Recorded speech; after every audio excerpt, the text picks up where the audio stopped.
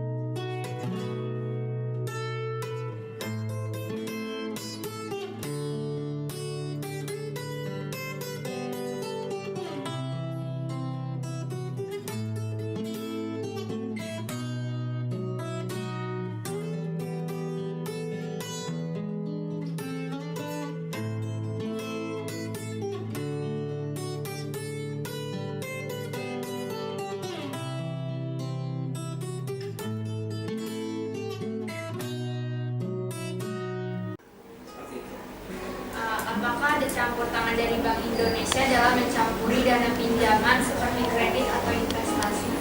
Jadi gini, itu sebenarnya tidak ada campur tangannya dalam proses. Kalau kita proses kredit di bank-bank umum ini, Bank Indonesia nggak ada campur tangannya. Tapi setelah selesai dan dia menjadi nasabah, kalau di pinjaman itu nasabah itu namanya debitur. Kalau dia sudah menjadi debitur, itu harus kita laporkan ke Bank Indonesia. Nah, nanti Bank Indonesia akan memonitor juga. Makanya di situ kan ada dibilang namanya BI checking. BI checking itu ketahuan seluruh bank-bank itu harus melaporkan bahwa si nasabah punya pinjaman. Itu harus dilaporkan ke Bank Indonesia. Seperti itu. Dan kalau misalnya dia kualitas kalau di perbankan biasanya bilangnya kolektibilitas. Kalau kolektibilitasnya menurun, itu akan ke informasi di Bank Indonesia. Itu. Jadi kalau tadi pertanyaannya apakah ada campur tangan Bank Indonesia, pada saat pemrosesannya enggak ada campur tangan. Tapi bank-bank ini yang memproses wajib melaporkan setelah selesai, dan itu akan di monitor sama. Dan Bank Indonesia pun setiap ada periodenya, mungkin 1 atau 2 tahun dia akan mengaudit. Tapi sekarang bukan Bank Indonesia, OJK yang mengaudit pinjaman di beberapa bank. Apakah Bank Indonesia bekerja sama satu sama lain? Bedanya di bidang apa?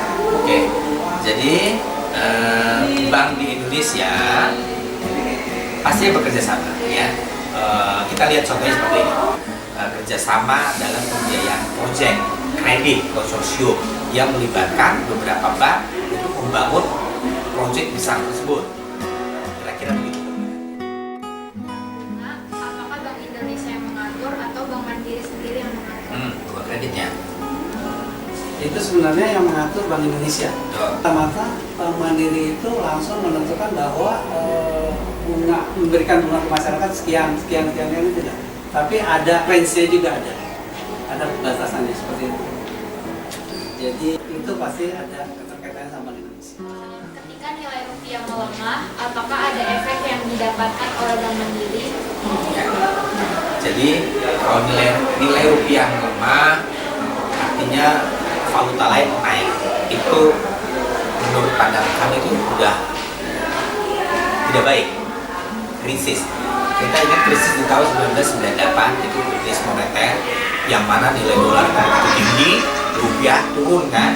Efeknya besar sekali. Bukan hanya untuk perbankan saja, tapi untuk bangsa Indonesia, untuk perekonomian Indonesia itu udah besar sekali. Ya, efek buat perbankan, efek untuk khususnya untuk Bank Mandiri. Contoh misalnya dalam keadaan krisis tersebut nilai tukar dolar begitu tinggi, rupiah kecil, di mana kalau misalnya ada banyak perusahaan yang melakukan pembayaran utang kepada bank dalam bentuk dolar ataupun ke pihak lain dalam bentuk valuta lain, sementara dia produksi dalam bentuk rupiah, pasti dia tidak akan mampu membayar. Mengakibatkan apa? Macet, ya kan?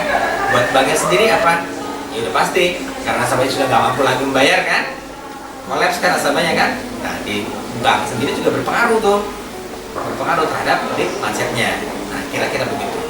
Jadi kalau nilai rupiah turun, valuta lain naik, kata-kata dolar naik, itu sudah tidak stabil. Jadi peranan pemerintah di situ adalah bagaimana menstabilkan nilai tukarnya supaya rupiah kuat. Ya, dengan rupiah kuat pasti perekonomian Indonesia lebih baik lagi. Peranan dan tugas pokok bank umum seperti Bank Mandiri dalam bidang perekonomian. Pastinya bank punya peranan penting untuk membangun bangsa, untuk perekonomian Indonesia. Salah satunya apa? Salah satunya perbankan itu adalah menghimpun dana. Menghimpun dana pihak ketiga dikumpul, ya kan? Dalam bentuk tabungan, deposito, ya. Dan nanti akan disalurkan kembali dalam bentuk kredit, ya kan? Kredit itu ada berbagai macam tuh. Ada kredit korporat, komersial, konsumer, kredit mikro, yang tentunya untuk seluruh masyarakat Indonesia yang punya ataupun yang ingin mendapatkan fasilitas tersebut. Bagaimana sistem perbankan yang mandiri jalankan saat ini?